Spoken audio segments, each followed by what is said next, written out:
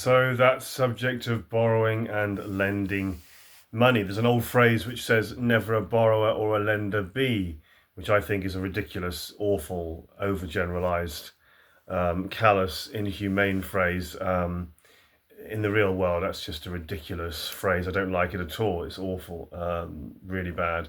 There are situations, aren't there, with borrowing and lending where it's perfectly healthy, perfectly trustworthy, perfectly reliable, no issues, and you know that the people involved and or the person involved is legitimate, and you won't have any issues at all. So it can be a healthy thing. But what about when it's unhealthy? But what about when it goes wrong? Now, I've had many experiences over the years where it's gone badly wrong and hurt me very badly, and it hurts me on a very deep level when somebody manipulates and abuses you financially, or doesn't pay you back, or doesn't seem to want to pay you back, or or doesn't communicate about it, ghosts you.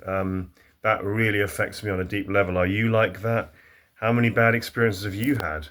Have you had any good and bad experiences with borrowing and lending? Now, for me, a lot of issues in this life are down to lack of communication, people not talking, people ghosting each other, people making assumptions, people not saying what they actually think and feel. This is where so many issues in our society come from, especially these days. Ghosting is a really, really atrocious phenomenon, there's too much of it. I hate it. Too much ghosting.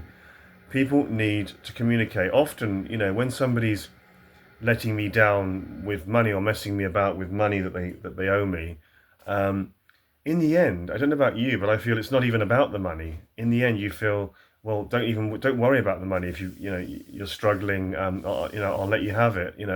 It's not even about the money in the end. The anger for me comes from the lack of communication, that people don't let you know, that people don't keep in touch, people don't keep you informed, they ghost you. To me, that's worse than the money itself. It's almost like the money doesn't matter, it's just the ghosting bit. And how do you understand the psychology of people who not only don't communicate, but above and beyond justifications and excuses? We know there are genuine excuses, genuine justifications sometimes, but when people don't actually, you realize they don't have the will or the desire to pay you back.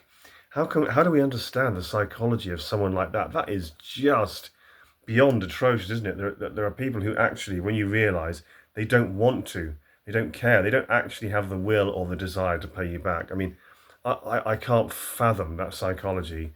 But yeah, often it's more about the communication than the money. People just not letting you know, or even trying to pay you back in installments.